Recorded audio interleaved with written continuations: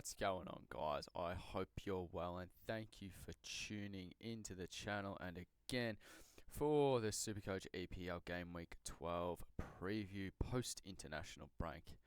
Thank God it is basically over. My goodness. We can get back into the FPL and the Supercoach EPL. As you can see, we concluded round 11 with a small little rank rise. We're into 1.5k. We scored an 83. I mean, pretty poor if you ask me, but could have been a lot worse, as we discussed in the Game Week 11 review. We're just going to get straight into it, because this time of the year, I don't think there's going to be many trades made. I don't think there's going to be many moves made. It's just basically about holding on, reassessing, and I mean, if you need to, you do trade. We have made 2 this week, and I am fairly happy with what we've come up with. The team is in a good spot. We're good to consolidate. We can hold for a few weeks unless there's injuries. So this is how I believe we will line up this week. David Raya in goal. Going to be benching William Saliba and Van Dijk. Munoz, Cucurella and Calafiori are on field. We have Bruno, Minter, Eze, Fernandez, Foden as the midfield 5 there. And we have Haaland and Ismaila Sarr up top. Yes, we are going in as a 3-5-2. I'm not benching Saliba because I don't think Arsenal are good. I just believe that, well, Spurs are going to be extremely leaky as always, so I want Eze on field, and I think Calafiori offers a lot more attacking prowess than Saliba, and we know that Gabriel is going to be out because he picked up a groin injury on international duty for Brazil. So I still think they'll be defensively sound, but I think the chance of Spurs scoring probably goes up a little bit more than what it actually was. We're holding our cardio man Gyökeres because there's no point trading him. You can see here our trades were, yes, we finally got rid of Kieran Trippier, and we've got rid of our little piggy, the money man, Aronson, for Minter and Van Dijk, and that basically leaves us with a team that is fully fieldable.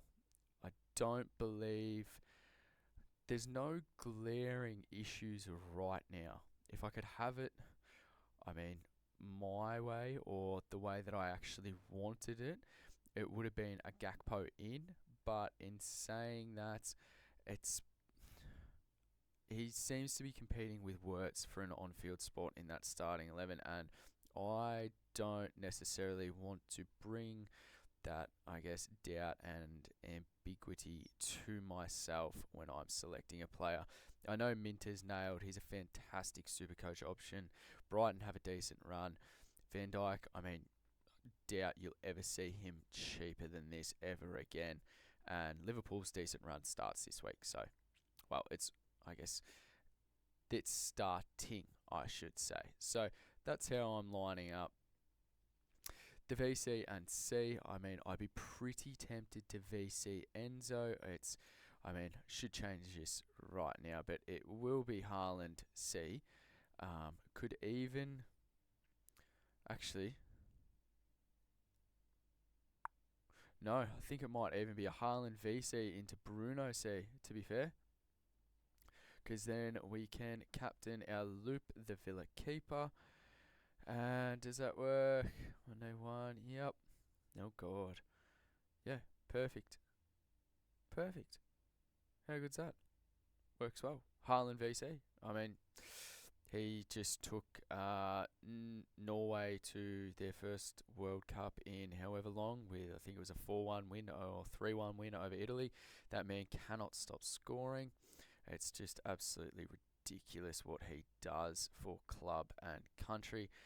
I think Chelsea keep it clean. Burnley have a terrible XGC, expected goals conceded, so I'll definitely be playing Cucurella. We have nothing in the Bournemouth and West Ham game. I don't need to touch on Enzo for Chelsea. I think that's a given. Brighton and Brentford. We brought in Minter because his underlying stats are just absolutely phenomenal for Supercoach. That's why he's been doing so well. We also we've brought in obviously Van Dijk as well because of Liverpool's amazing run, and he's super cheap, absolutely nailed there, and I guess he's always a tiny chance of scoring from a corner. You can read into that narrative however you wish. We then have a Wolves and Crystal Palace. Obviously, we have Munoz and Ismail Assar. I mean, if I didn't have Haaland, I could be tempted to VC a Wolves player. I mean, Munoz or Sarr in that capacity are fantastic shouts. Fantastic shouts. They should destroy Wolves. Newcastle and Man City. Obviously, we have Foden and Haaland. That's a given. Everybody pretty much has Haaland. If you don't, well, then I don't know what you're doing. Leeds and Villa, we've got nothing from that. So there's not much to go over there. The North London derby between Arsenal and Spurs. I think Arsenal win. This could be a 3-1 to Arsenal. In saying that, I wouldn't be surprised if Arsenal kept a clean sheet. Hence why Calafiori is on over Van Dijk, and Spurs are very leaky. He likes to get forward. Attacking prowess is insane. So I'm basically banking on his underlying stats, a clean sheet, potential attacking returns over Van Dijk in this instance. And hopefully Spurs don't get embarrassed too much, but I think this is fairly routine for Arsenal, even though Gabriel will be out. And apparently Jurrien Timber did get substituted this morning for Netherlands in the 63rd minute with a head knock. He received the head knock midway through the first half, but continued to play, so I think he's fine. Last game, United and Everton. Well, Fernandes, I mean, he will be our fallback captain, but hopefully we don't need to go there. I know a lot of people are still holding Jack Grealish or Kevin Dewsbury Hall. Completely fine to hold. Absolutely no issues with that at all. Like, have no issues with that. As I said, I think we've built the team fairly well. We are down to 24 trades. We have 2 boosts left. We have 550k in the team, but overall this team looks fairly set to, I guess, ride the flow of the rankings for a couple of game weeks, and when AFCON does, I guess, eventually roll around, game week 16, for some players might be 15, obviously we're going to have to ship out Ismail Assar, but I mean, we could even potentially hold him because, as I said, the whole point of building this squad was to get fieldable players from decent teams that have good underlying stats for Supercoach into the team so we can change our formation, because flexibility is absolutely essential and key. So yeah, guys, this is the team. This is how we're going to be lining up for game week 12 post-international break. I hope you've enjoyed this quick little preview of the squad. We are into 1.5k after game week 11. Hopefully we can keep going into that top 1k. If you're enjoying the content, don't forget to check out the the FPL video.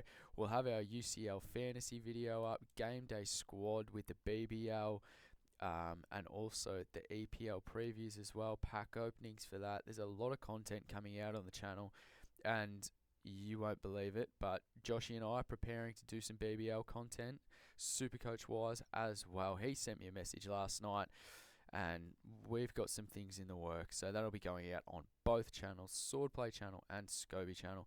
Hope you have a fantastic day. Hope you have an awesome end to the week. And please don't forget to like, sub, comment. Let me know what your plans are for this week, if there are any. And remember, sometimes it's best just not to do something. Just hold. There's nothing wrong with that. Anyway, guys, have a great day. Like, comment, sub, enjoy, and have a good one. If you've enjoyed this video, then please like and subscribe, and don't forget to check out the website at supercoachswordplay.com.